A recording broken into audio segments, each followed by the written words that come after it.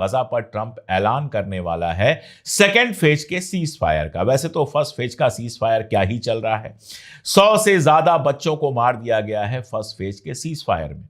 लगातार बमबारी हो रही है, यहां तक कि कैंपों और स्कूलों में भी बमबारी हो रही है, लेकिन फलस्तीन के बहादुर लोग अपने तरह से तैयारी कर रहे हैं। एक तस्वीर आई जिसमें फलस्तीन में जो नई डॉक्टर्स बनी हैं, उन्होंने अपनी सेल्फी डाली और कहा कि फलस्तीन के लिए हम सारी जिंदगी काम करते रहेंगे, जो हमारे सीनियर डॉक्टर शहीद हुए हैं हम उनकी जगह लेंगे और फलस्तीनियों की सेवा करते रहेंगे।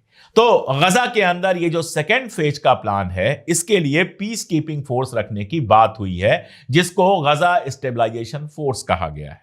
इसमें एक टेक्निकल गवर्नमेंट बनाने की बात भी है और यह भी खबर आई है कि हमास सिनवार के बाद अपना नया लीडर चुनने के लिए जा रहा है। 2-4 दिन के अंदर हमास के नए लीडर की घोषणा भी हो जाएगी। निकोलाई म्लादेनेव हैं, जो यूएन के एक्स ऑफिसर हैं, उनको फिलहाल फलस्तीन का एडमिनिस्ट्रेटर बनाया जा रहा है, जो फलस्तीन में फिलहाल जो डेवलपमेंट का काम होगा, रीडेवलपमेंट का काम होगा, वो देखेंगे। और जो स्टेबलाइजेशन फोर्स होगी उसमें ज्यादातर इस्लामिक कंट्रीज की आर्मी के लोग होंगे, जो गजा के अंदर शांति बनाने का काम करेगी। अब सबसे बड़ा पेंच वहीं फंसा हुआ है कि इजराइल बजिद है कि हमास अपने हथियार डाले, और हमास ने यह तय किया है, बार बार कहा है कि हम अपने हथियार नहीं डालेंगे।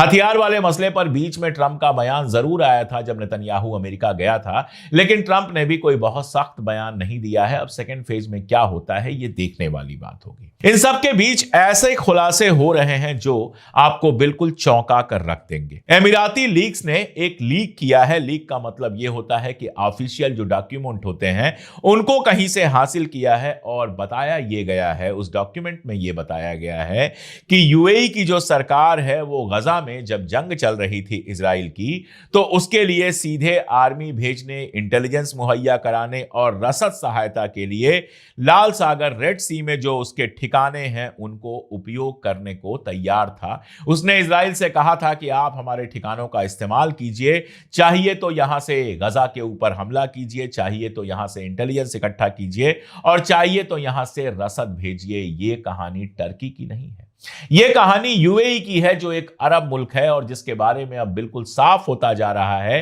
कि इजराइल का अगर सबसे बड़ा हमकदम कोई है, और हमकदम भी नहीं है, दरअसल गुलामी कर रहा है, नंबर 2 पर चल रहा है, इजराइल के आदेश मानता है यूएई। आप जानते हैं, मैं पहले भी बता चुका हूं, यूएई ने दुनिया भर का इन्वेस्टमेंट इजराइल में किया हुआ है, और यूएई इजराइल के साथ शाना बशाना खड़ा था गजा के लोगों को मारने के लिए, अरब लोगों को मारने के लिए।